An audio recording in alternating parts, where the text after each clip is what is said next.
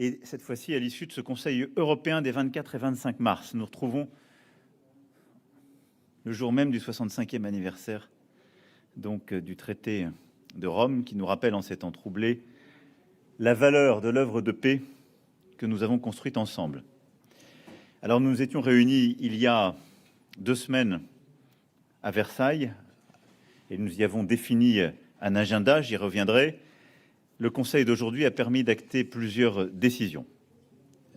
Nous avons d'abord acté la reconduction du président Charles Michel jusque donc à la fin novembre 2024 et je veux ici le féliciter pour cette réélection à l'unanimité.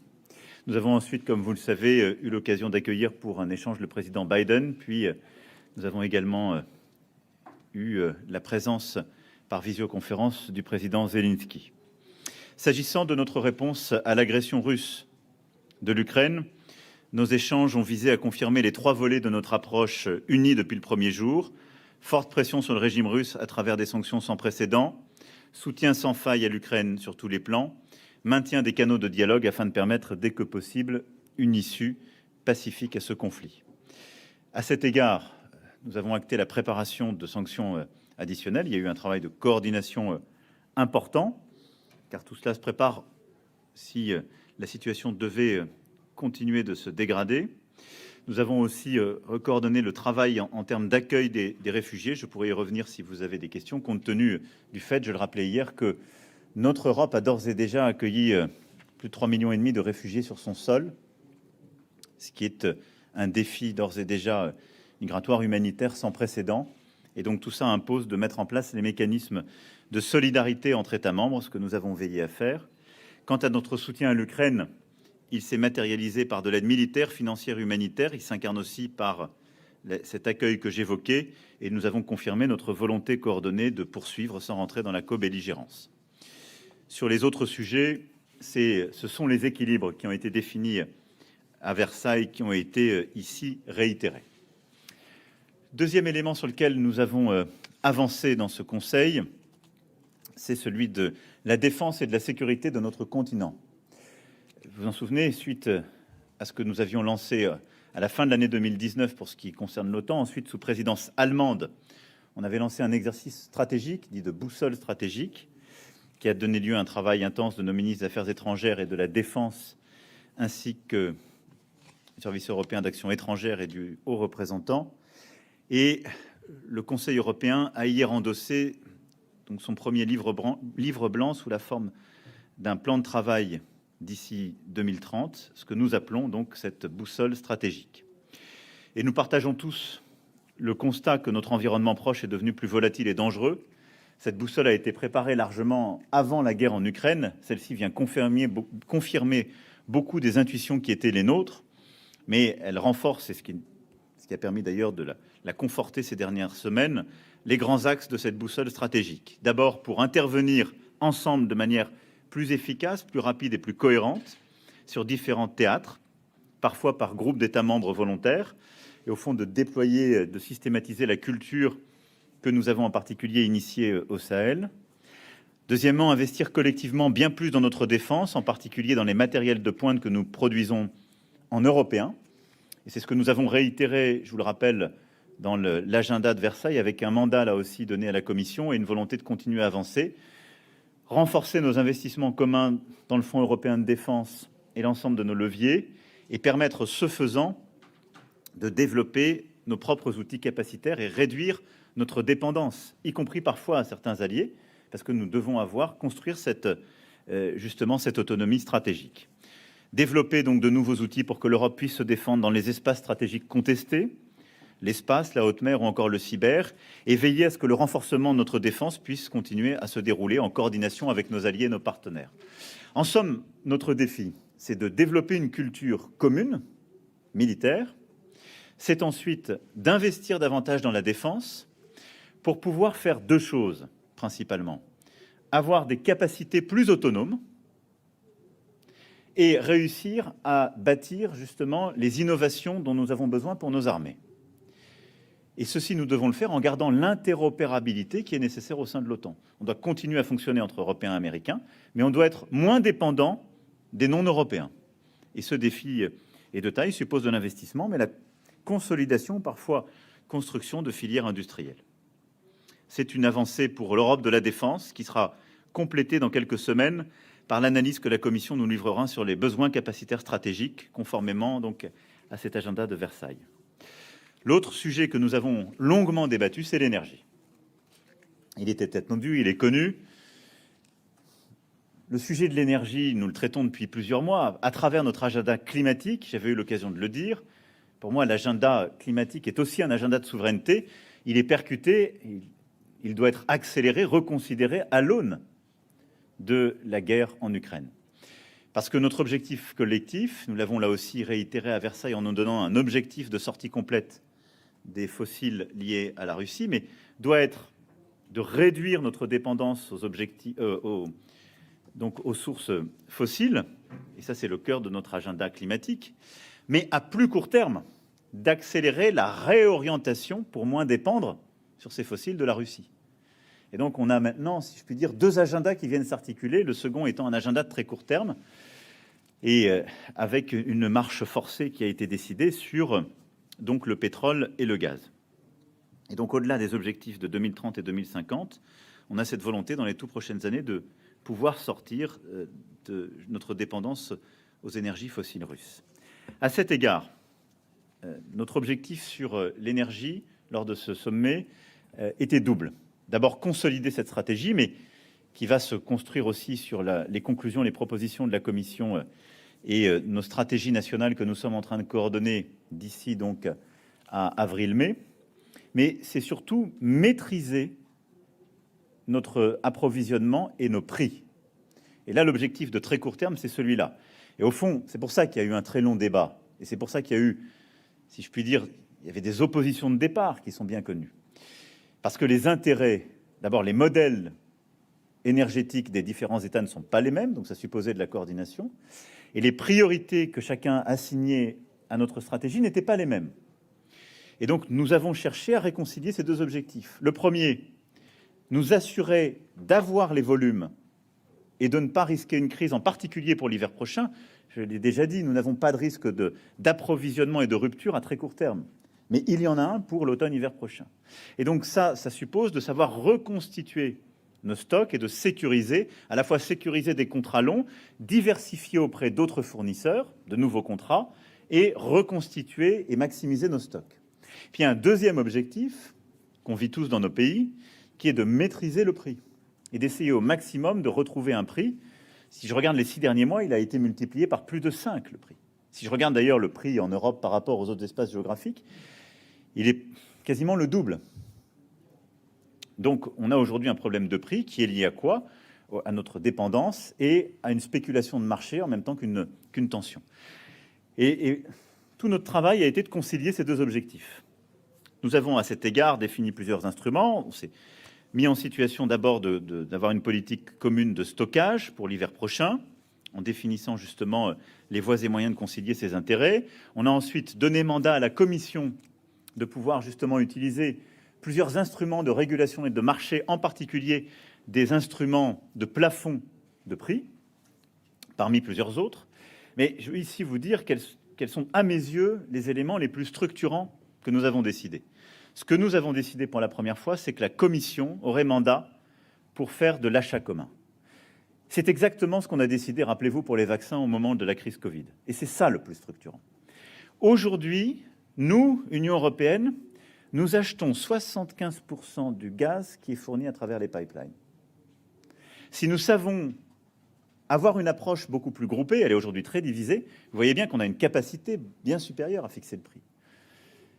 C'est beaucoup moins pour le LNG, on est à un peu moins de 20%, mais sur les pipelines, c'est massif.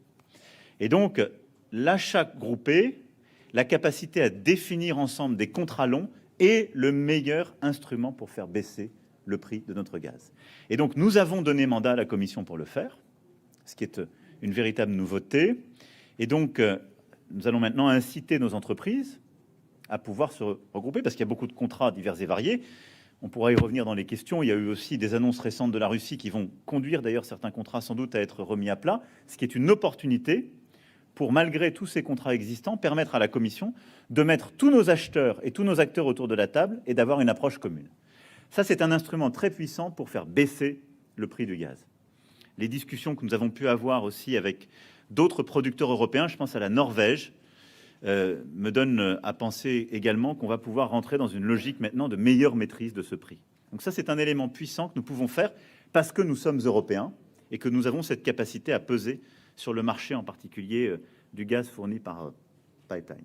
Le deuxième grand élément sur lequel nous souhaitons déboucher dans les prochaines semaines, c'est de pouvoir mieux déconnecter le prix de l'électricité du prix du gaz. J'ai eu l'occasion de vous le dire à plusieurs reprises. Pourquoi le prix de notre électricité s'est envolé? Parce que quand il y a une reprise, des demandes fortes, qu'on vit depuis maintenant plusieurs mois, la structure de notre marché électrique fait que le prix de l'électricité dépend de son apport marginal. Et au-delà d'un certain seuil, cet apport marginal est celui qui est fourni par le gaz. C'est historiquement notre formule, c'est un biais, beaucoup d'autres pays fonctionnent différemment. Je vous renvoie d'ailleurs au très bon document fait par la Commission européenne, je ne sais pas si vous pouvez le voir de là où vous êtes, mais qui est celui-ci. Et qui vous montre très bien, jusqu'à, vous voyez, environ 80 gigawatts, on a une formule de prix qui nous met un référentiel de 60 € par mégawattheure. Parce que on a en quelque sorte, c'est le market clearing qui se met là, mais on mobilise des énergies qui sont très peu coûteuses ici. Plus on monte au-dessus de ce niveau de 80, plus on va aller chercher justement de l'incrément d'énergie dont le prix de référence, et tout ça est réglementé, est beaucoup plus élevé. C'est ça qui explique aujourd'hui l'envolée. Et ça, objectivement, ça ne correspond plus à notre mix. Parce que si je regarde la France, par exemple, si je devais vous donner notre mix électrique, il ne correspond pas du tout à ça, puisque nous, à près de 70%, il est basé sur du nucléaire. Bon. Donc cette formule de prix, aujourd'hui, fait qu'on a la double peine. Le gaz est cher, et parce qu'il est cher et qu'en plus on va chercher beaucoup d'électricité, les prix de l'électricité s'envolent. Et donc, on a donné mandat à la Commission pour revoir cette formule de prix. D'abord, à très court terme, mettre en place, là aussi, un plafond, et donc permettre de maîtriser, si ça s'envole, notre prix d'électricité qui est lié au gaz, mais surtout pour avoir une formule qui est beaucoup plus lisible et beaucoup plus stable. Parce qu'avec le mécanisme qu'on a aujourd'hui, quel est le problème que nous avons? Le premier, les prix s'envolent. Le consommateur paye cher, et ou le contribuable paye cher. Parce que la France, par exemple, a décidé d'un mécanisme de bouclier, donc on rembourse maintenant. Mais c'est le contribuable qui le paye par ces mécaniques d'intervention. Or, ce faisant, certains acteurs industriels font du profit, parce qu'ils ne produisent pas l'électricité à ce coût, en vrai, surtout quand ils la produisent avec ou du nucléaire ou du renouvelable. Donc vous voyez bien le biais de marché que nous avons. C'est pourquoi certains pays, d'ailleurs, ont commencé à dire qu'ils allaient récupérer les profits qui sont faits. C'est aussi pour ça que nous avons demandé, par exemple, quand on maîtrise le prix de l'électricité, je ne veux pas être trop technique, mais le sujet est technique, on a demandé un effort à EDF, en dégageant plus de volume d'électricité au prix de référence de l'ARENH, qui est celui du nucléaire historique. Et c'est vrai que c'était un effort pour EDF, mais il est légitime, parce qu'à côté de ça, l'électricité produite aujourd'hui l'est à un moindre coût pour l'entreprise que ce qu'elle met sur le marché. Par ailleurs, on a été compensé cela par une augmentation de capital compte tenu des défis qui sont collectivement les nôtres. C'est encore plus vrai pour d'autres acteurs qui ont des modèles encore différents. Je ferme cette parenthèse. Donc vous le voyez, débat très technique qui partait de positions très divergentes, mais à mes yeux, les deux grands instruments, c'est vraiment l'achat groupé de gaz et les négociations avec d'autres acteurs et la diversification, et c'est la réforme du prix de l'électricité. Enfin, toujours conformément à l'agenda de Versailles, nous avons parlé sécurité alimentaire. Je l'ai exposé pour ceux qui étaient ici avec moi hier, l'initiative que nous avons souhaité porter, qui figure dans les conclusions. L'une des grandes conséquences de la guerre aujourd'hui en Ukraine, à côté de la crise énergétique, de la crise humanitaire que nous vivons sur notre sol, évidemment de la situation en Ukraine et de la déstabilisation géopolitique et des conséquences à venir, c'est une crise alimentaire. La conséquence est immédiate. Elle sera encore accrue à horizon 12 mois et 18 mois. Pourquoi? Parce que l'Ukraine et la Russie sont de très grands producteurs de céréales, en particulier de blé, historiquement, et ça s'est renforcé ces dernières années. Et que non seulement il y a le problème des récoltes actuelles, Mais il y a également le problème des semences qui ne se font pas en ce moment même et qui auraient dû se faire en Ukraine. Ce qui fait qu'on a le problème immédiat, mais on sait d'ores et déjà que le marché sera très déstabilisé à horizon 12-18 mois. Et pour des pays, pour nombre de pays africains, Proche et Moyen-Orient, la dépendance aux céréales, et en particulier au blé russe et ukrainien, est immense. On a 26 pays pour qui ça représente plus de 50% de leur approvisionnement. Pour des pays comme l'Érythrée, c'est 100%. Pour des pays comme le Kazakhstan, la Mongolie, l'Arménie, l'Azerbaïdjan, la Géorgie, la Somalie, les Seychelles, même la Turquie, le Congo, c'est plus de 80%. Pour le Liban, c'est aussi massif. Pour l'Égypte, c'est massif. Tous ces pays-là sont d'ores et déjà confrontés à un immense problème d'approvisionnement. Et donc, face à cela, nous avons lancé cette initiative FARM, pour Food and Agriculture Resilience Mission, pour tout de suite nous organiser et réagir. D'abord, en essayant de lever toutes les barrières de dysfonctionnement du marché. Pourquoi ? Parce que devant ces effets de rareté, on a des pays qui se mettent à ne plus respecter les règles de libre circulation des biens, et comme on l'avait vu au moment de la crise sanitaire, empêchent certains biens de circuler, pour les garder pour eux. Ces barrières-là font dysfonctionner tout le marché alimentaire, soit pour alimenter les animaux, soit pour permettre la production de denrées alimentaires pour nous. C'est exactement d'ailleurs ce que nous sommes en train de vivre en européen. On a commencé à mettre des régulations, ça fait partie du plan de résilience français. À côté de ça, nous voulons aussi aller solliciter tous les stocks qui sont faits. Un pays comme la Chine fait énormément de réserves, est en train de stocker beaucoup de céréales. Ces réserves, ce stockage est totalement contre-productif, il vient faire monter les prix et créer encore plus d'effets de rareté. Et donc, le premier pilier de cette initiative, en lien avec l'Organisation mondiale du commerce, conformément à l'initiative pour la transparence que nous avions lancée en G20, est justement de pouvoir, à très court terme, éviter ces biais qui aggravent la situation. Le deuxième pilier, c'est produire plus. C'est assez logique, on va avoir une chute de production. Et donc, nous, en Européens, de reconsidérer nos objectifs, puisqu'on avait décidé des baisses de production, donc on doit absolument les revoir, pour nous-mêmes et pour être leader dans cette solidarité et pousser tous nos partenaires qui ont cette capacité à produire davantage dans les conditions qui sont les nôtres, en respectant nos règles et nos objectifs climatiques et de biodiversité, et à orienter ces productions comme des voies alternatives pour tous les pays que j'évoquais. Et le troisième pilier, c'est d'aider des projets de développement et financer des projets de développement pour aller plus vite vers l'autonomie alimentaire dans nombre de ces pays.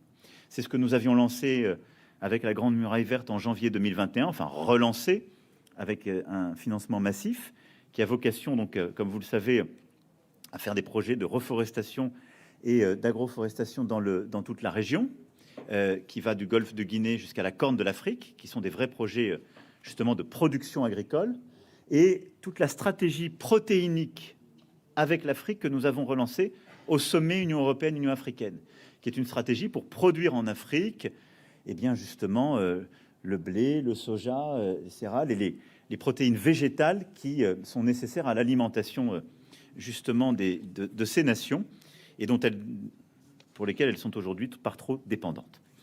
Voilà le sujet que nous avons ici lancé, mais qui est à mes yeux très important. Au-delà de l'Ukraine et donc de l'agenda de Versailles sur lequel je viens de revenir, ce Conseil européen a également été l'occasion de revenir sur la situation en Bosnie-Herzégovine, où nous souhaitons que la crise politique puisse trouver rapidement une issue, et sur la préparation du sommet à venir entre l'Union européenne et la Chine dans quelques jours.